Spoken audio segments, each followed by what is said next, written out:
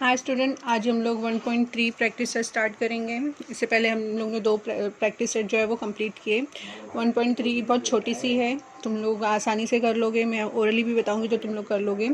तो स्टार्ट करते हैं हम लोग। पहला क्वेश्चन है, write the following statement in if then form. हम लोग को क्या करना है, स्टेटमेंट दिया हुआ है उसको सिर्फ इफ़ देन फॉर्म में लिखना है। जैसे स्टेटमेंट है वैसे ही स्टेटमेंट लेना है, खाली उसको हम लोग को इफ़ देन फॉर्म में करना है। तो पहला क्वेश्चन है हम लोगों का, the opposite angle of a parallelogram are congruent. बोला है अपोजिट एंगल ऑफ द पैरेललो ऑफ आर कॉन्ग्रेंट, मतलब पैरेललोग्राम के अपोजिट एंगल क्या होते हैं, कॉन्ग्रेंट होते हैं। तो यहाँ पर हम लोग खाली क्या करना है, इफ़।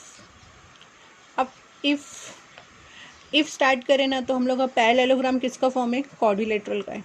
तो यहाँ पर लिखेंगे if quadrilateral are parallelogram, if quadrilateral are parallelogram, then opposite angles are congruent।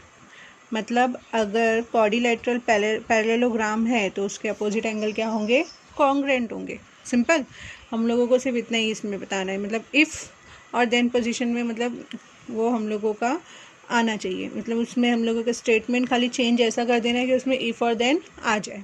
समझा।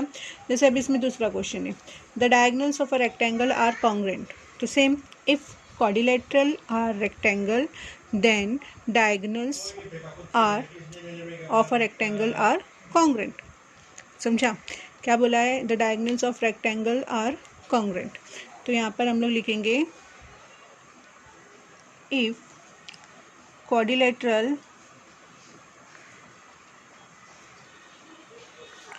Are rectangle,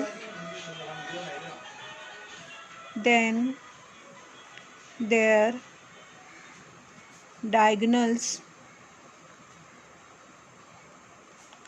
are congruent। समझा, सिर्फ इतना ही करना है। जैसे अभी तीसरा वाला है, in an isosceles triangle the segment joining the vertex and the mid point of the base is perpendicular is the base. तो यहाँ पर लिखेंगे if the triangle is isosceles triangle, comma हटा देना है, then the segment joining the vertex and the midpoint of the base is perpendicular to the base। Simple, क्या करना है, if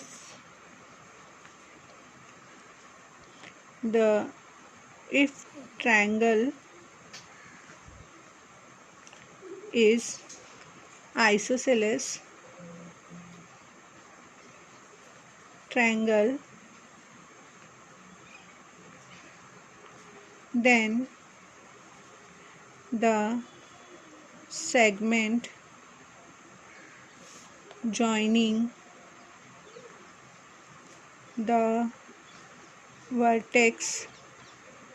the vertex and the midpoint of the base is perpendicular।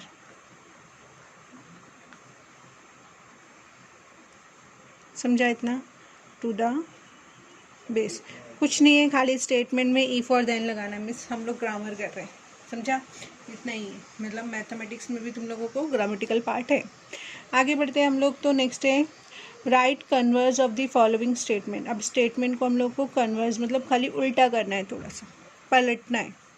जैसे दूसरा question है हम लोग उसका कन्वर्स मतलब उसका अपोजिट, मतलब हम लोगों को मिरर में हमारे अपोजिट कन्वर्स दिखते हैं ना, वैसे करना है। क्या है हम लोग का पहला question, the alternate angle form by two parallel line and then transversal are congruent. क्या बोला है, अगर अल्टरनेट एंगल दो पैरेलल लाइन से बनते हैं तो उसके ट्रांसवर्सल क्या होंगे, कॉन्ग्रेंट होंगे। समझा। तो यहाँ पर लिखेंगे if their transversal are congruent, then the alternate angle formed by two parallel line। उल्टा, समझा। तो सिंपल है, जिसे यहाँ पर हम लोग क्या कर देंगे, इफ़ लगा देंगे। If their transversal are congruent, then the alternate angle form by two parallel lines. Okay, ये तुम लोग कर सकते हो, मैं लिख के दे देती हूँ। If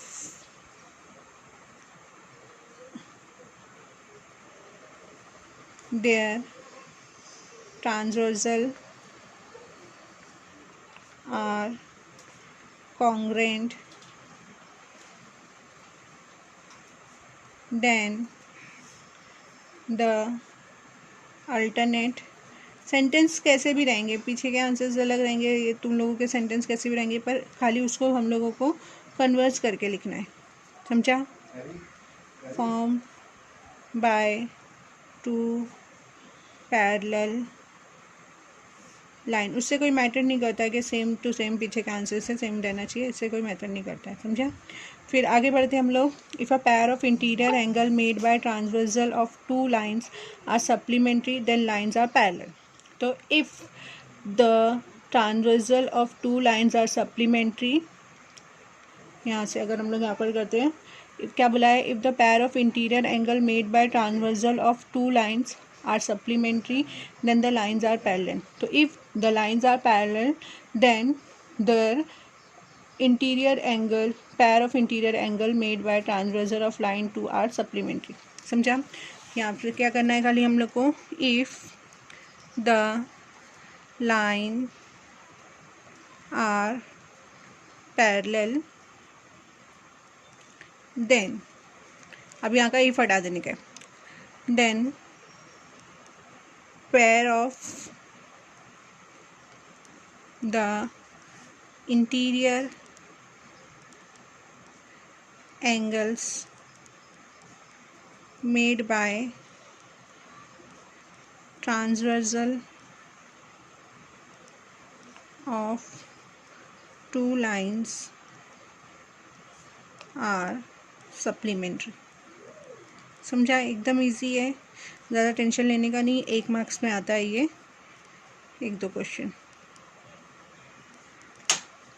sorry supplementary. आगे बढ़ते हैं, हम लोग का तीसरा क्वेश्चन है इसमें, diagonals of a rectangles are congruent, the diagonals of a rectangle are congruent.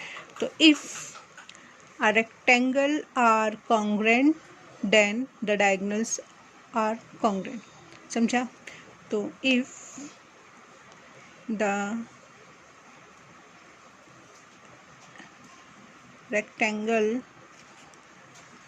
Are congruent, या उससे पहले हम लोगों को सेम ऐसे एग्जांपल है, ये इफ देन लगा के क्वाड्रिलेटरल वाला किए थे ना, वो भी हम लोग लिख सकते हैं। हाँ, कॉन्ग्रुएंट देन देयर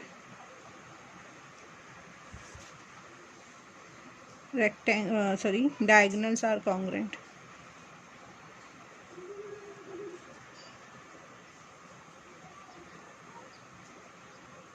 समझा।